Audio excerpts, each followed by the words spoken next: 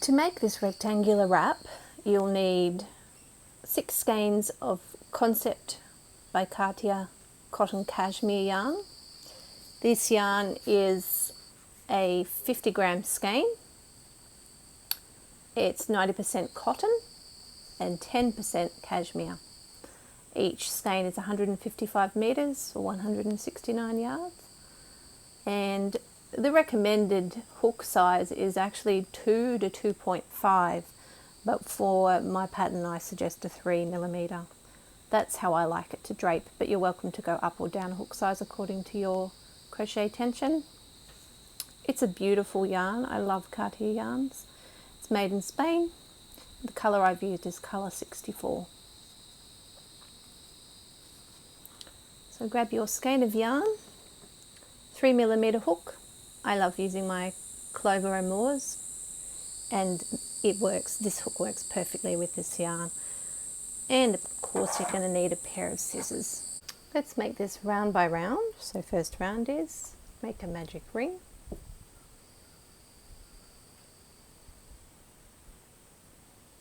Into your magic ring, I'm going to do chain 2, double crochet. Now that chain 2 double crochet counts as your first 2 double crochet cluster throughout the pattern. Chain 2, and then first part of your repeat, 2 double crochet cluster. So 1, 2, the chain 4 picot, 1, 2, 3, 4. Keep those chains tight. Now with my picots, with these ones, I like to go through both loops of that chain 4, fourth chain from the hook. Slip stitch, of course, finishing off the picot. 2 double crochet cluster.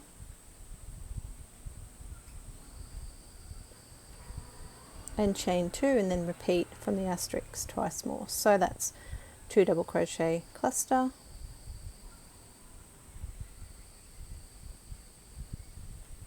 2, 3, 4,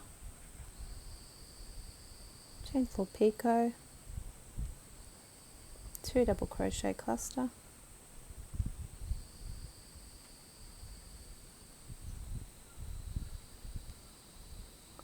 chain 2,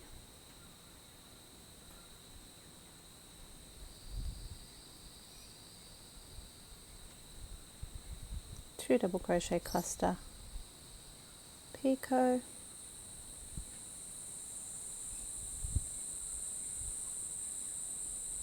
2 double crochet cluster, oops, chain 2. That's the end of that repeat there, and then the last part of the pattern is to do another 2 double crochet of this round, 2 double crochet cluster, another picot,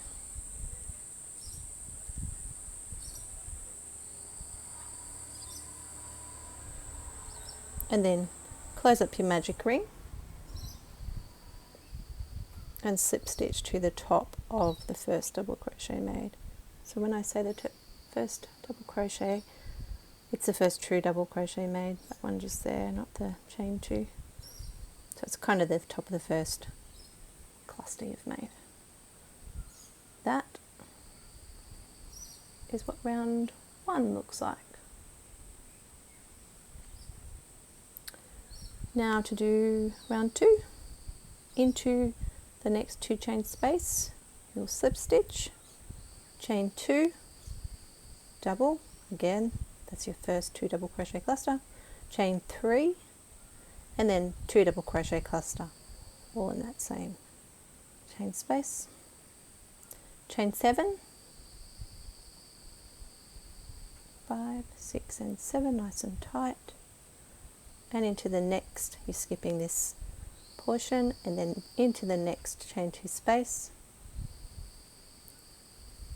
3 double crochet cluster, chain 3, 2 double crochet cluster,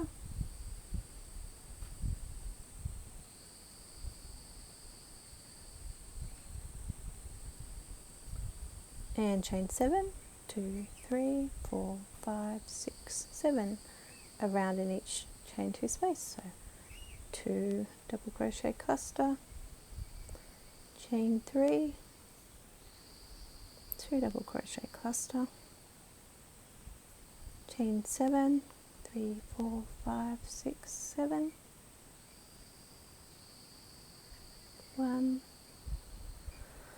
2 double crochet cluster, 1, 2, 3, chain 3,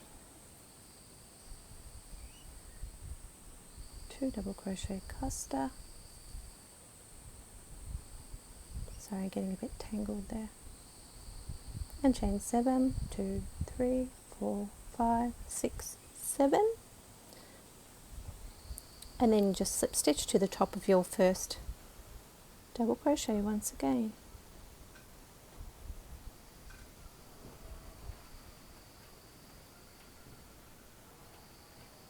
So round 2 looks something like this. Try and get it central for you. Now round 3 into the next chain 3 space. I'm going to slip stitch across, chain 2 and a double as your first cluster. Then we're going to do chain 2, a 2 treble cluster, 1, 2, chain 2, 2 double cluster, 1, 2, and chain 8 all into that chain 3 space. So you're going to repeat that on the way around. It's 2, 3, 4, 5, 6, 7, 8. So it's for the start of the asterisk. It reads 2 double crochet cluster, chain 2, 2 treble cluster, 2, chain 2, 2 double cluster, and chain 8.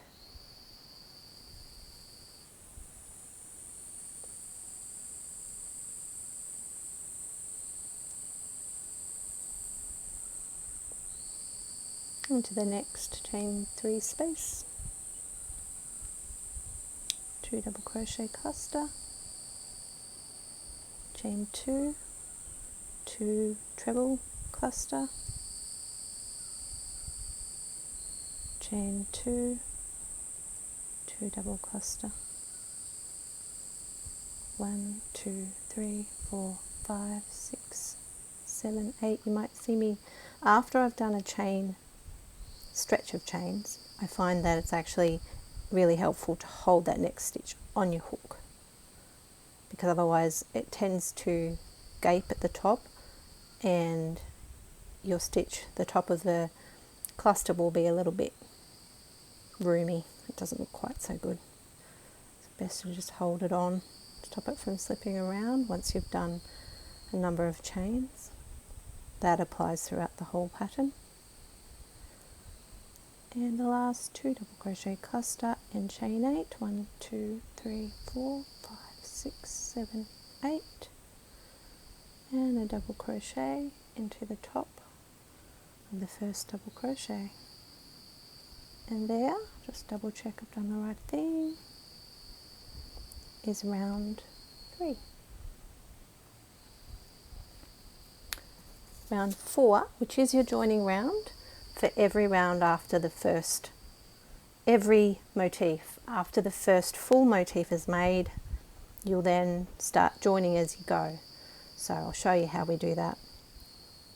First of all, I'll just show you the first part of this motif, the first corner, and then you obviously will repeat that on each corner around for the first full motif, as the pattern says. Okay, so we slip stitch into that first chain space, chain 2, DC, chain 2,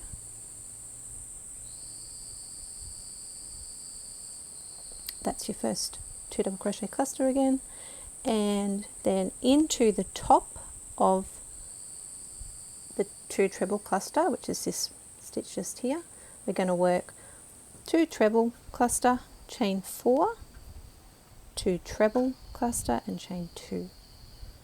So 2 treble, chain 1, 2, 3, 4, 2 treble,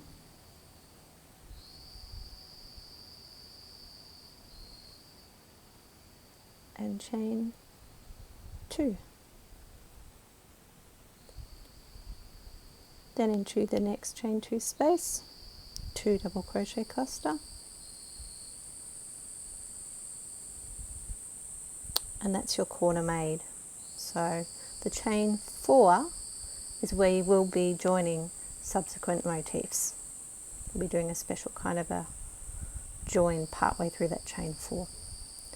So now to work the sides, it's chain 7, 1, 2, 3, 4, 5, 6, 7, then a spike single crochet which will enclose the chains of the previous 2 rounds. So we work down into the space below the 2 previous rounds and just complete a normal single crochet. Reasonably tight because you want to pull it up and make it look like a little bow, just like that. And then 7 chains, 3, 4, 5, 6, 7. It's 2 double crochet cluster. Continue on in the pattern, chain 2. Now we go back to the one single asterisk again, so that's 2 double treble cluster,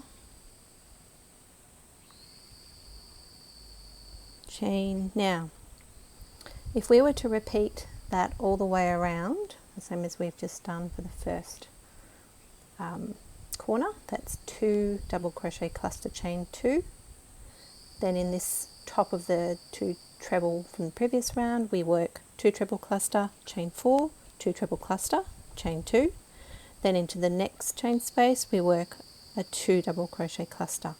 Then we do the side with the little spike single crochet all the way around and slip stitch. Now that is, as written, the first motif. I'm just going to show you how we join, because obviously that's fairly straightforward, just to do a motif all the way to the end. So just a quick joining video.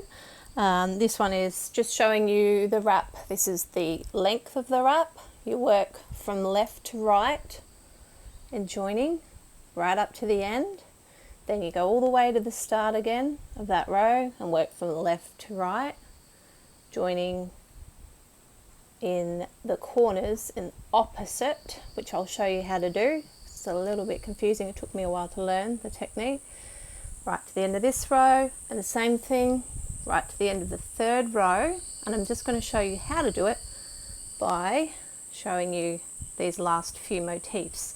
So when I join the next motif, I'm going to work the motif up to the stage of the chain 4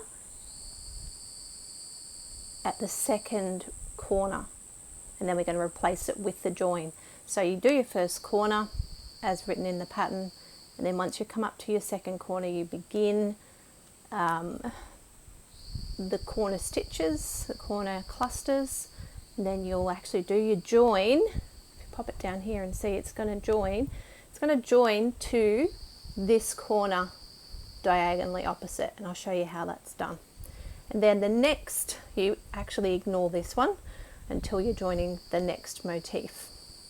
We'll join along the side, and then this corner will join up to this little one which has been left from the last motif wasn't joined to it, so we're going to join that one to the one that's diagonally opposite, and also join it up to this little join too. I'll show you how that's done, because it's a little bit harder to explain in written word, but I think it's easier with a little video tutorial. And then of course your last join, because it's the edge, you're going to join these 2 corners up, and then just do a slip stitch to join that last side to the first cluster that you made.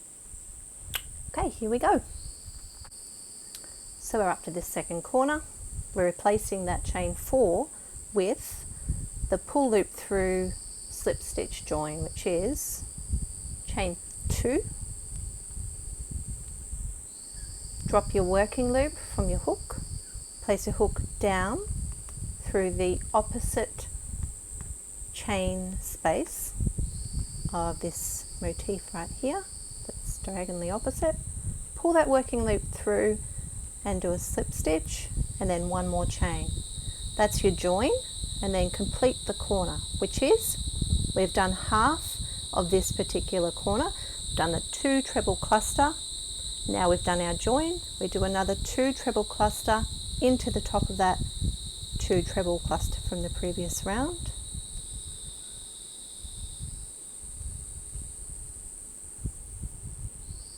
Chain 2, and then working into the next 2 chain space, a 2 double crochet cluster.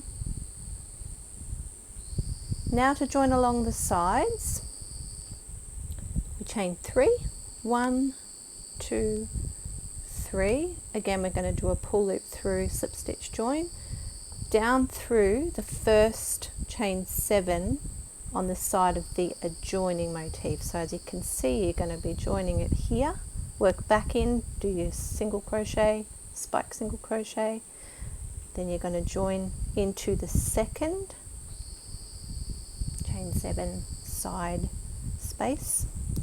Let's just do it, it's a little bit easier than talking about it. So hook down, grab the working loop, pull that working loop through the chain space, complete a slip stitch and then chain 3 again, 2, 3.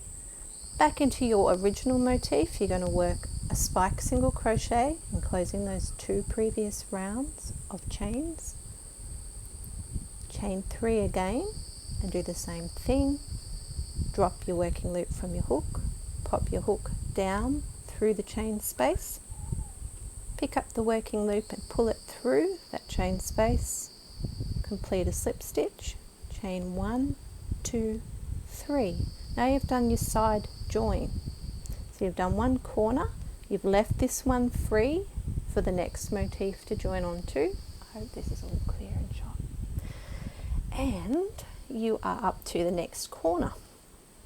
So what we're going to do with this one is your 2 double crochet cluster in the next, chain 2 space, beginning of the corner, chain 2, a 2 treble cluster in the top of the 2 treble cluster from the previous round, 1 and 2, chain 2, this is our join again, chain 2, drop your working loop from your hook, you're grabbing the diagonally opposite motif through that corner chain space as well as through this particular join you've just done with these previous 2 motifs.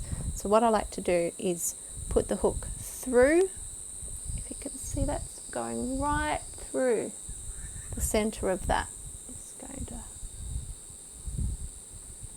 see that's going through the join, it's picking it up from the top, and that's really going to make it nice and neat and flat. And then we pick up our working loop again, pull it through, do this nice and slowly, pull it through that first join, try not to drop it like I just did, and then pull it through the opposite chain space, and then do a looser slip stitch join, because as you can see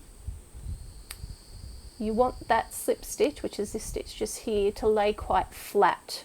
If you do it tight, you're going to have it more bunched up look on your even when you've blocked it, because it's actually been blocked. Kind of looks like it needs to be re-blocked. I've been mucking around with it so much since, but that's okay. So I'll just pen out again because it's a little bit, it's better, easier to see now what we're doing. So once you've done that slip stitch, again just chaining 1 and completing the corner, which is a 2 treble cluster back into the top of the 2 treble cluster. That's a little loose, but never mind. Chain 2, a 2 double crochet cluster into the next chain 2 space,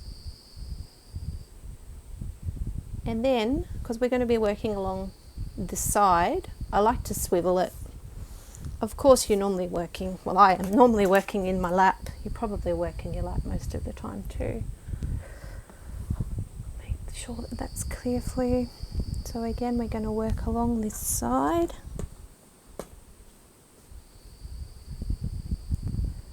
One, two, three.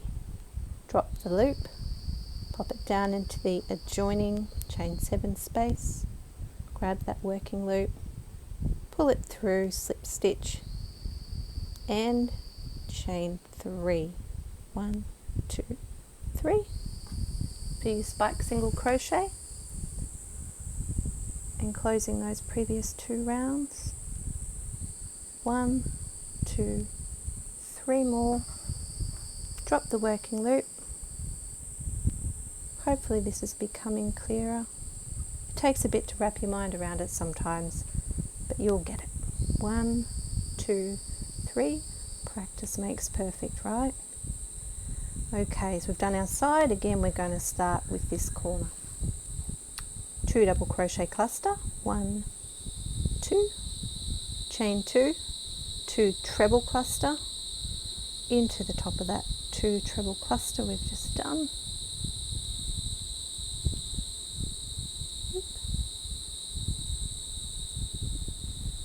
And then you join.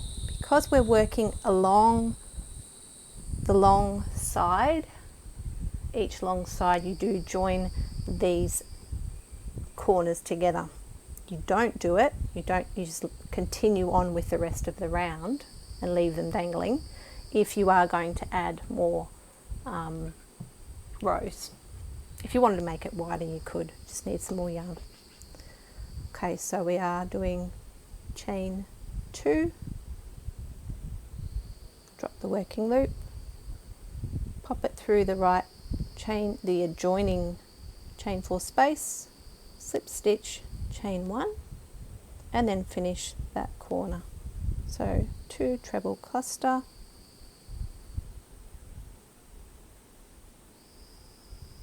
chain 2, and a 2 double cluster in the next chain 2 space. Now because we're working again along the side, we're just going to do a chain 7, spike single, chain 7 to finish off. Join with a slip stitch at the end. 1, 2, 3, 4, 5, 6, 7. The spike single crochet. 1, 2, 3, 4, 5, 6, 7. And slip stitch into the top of the first true double crochet you've made.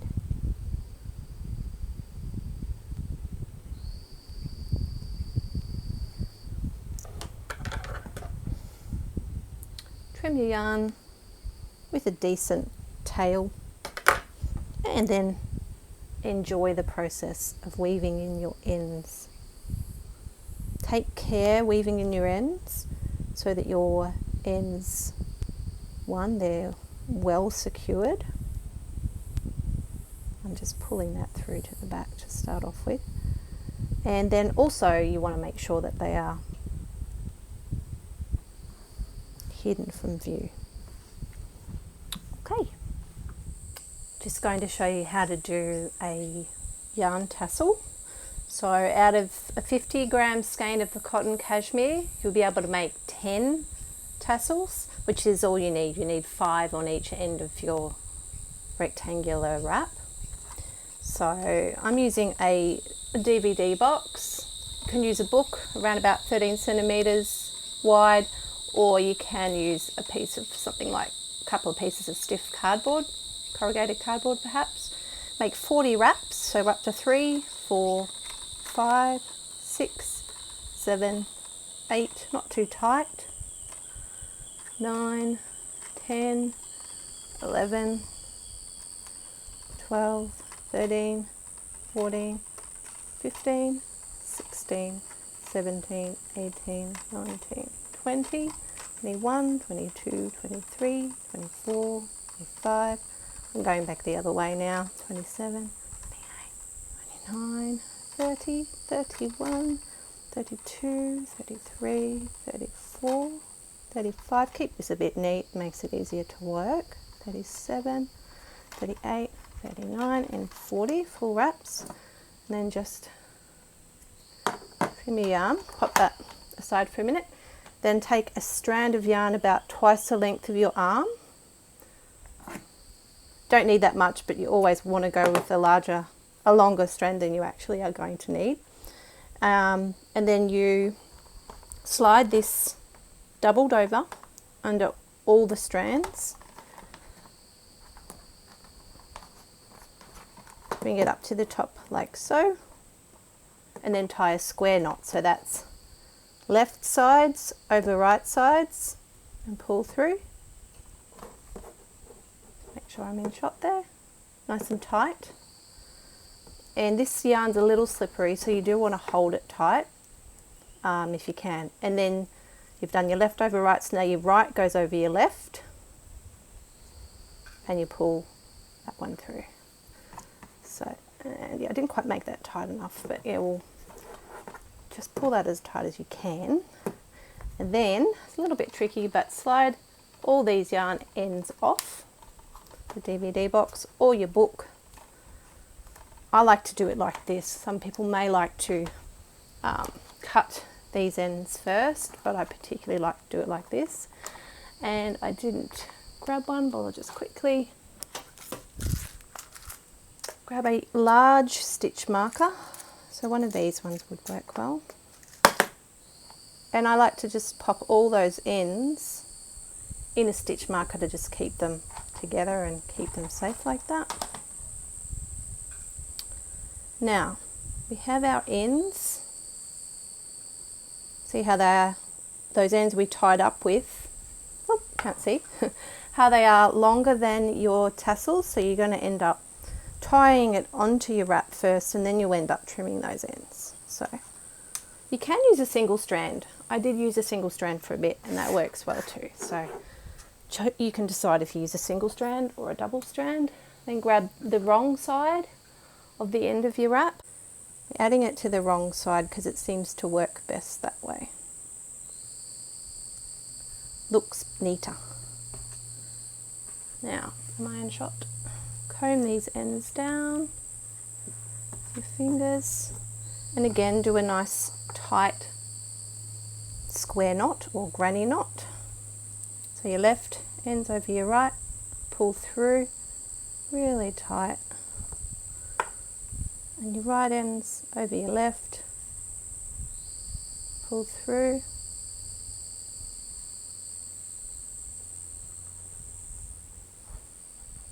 Dangle those ends down, and those ends are now going to just become part of the tassel because that will help to keep this nice and neat, and you don't have to then weave these ends in. So that's fantastic. Really glad about that. Less weaving in at the end, the better. Now we're going to grab another length of our yarn, about twice the length of your arm again. I say your arm, I mean your fingers to your elbow.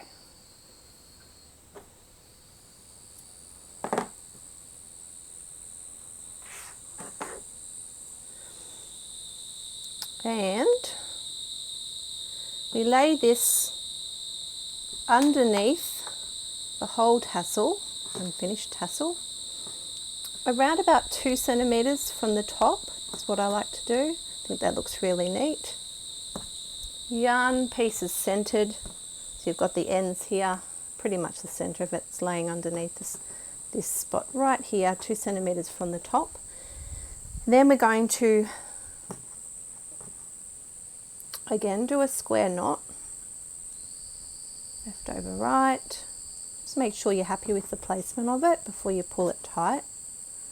So these ones here are being a bit pesky. I'm just going to try and pull them so they look a bit neater, because you want that, this is really important that it looks neat to me, the top of it, and nice and tight,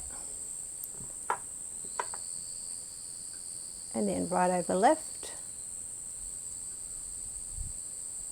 Sorry, it's a bit hard to see me doing it because it's really slippery yarn, as you know, if you're working with it. Pull tight. Then what I like to do is to go all the way around with one strand, another 2 times. Check that on the front, looks quite neat. And then the same thing with the other strand, so all the way around, once, twice. You can decide how you do this. I just like the look of it. If it's gone around a few times, it tends to look quite neat. And another square knot we're tying here.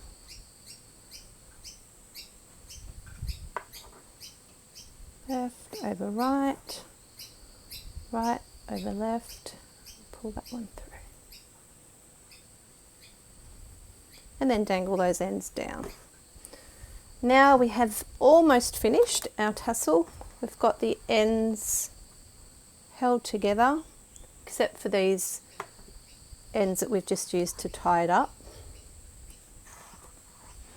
And then I'll just grab my stitch marker out of there. Just pull on it.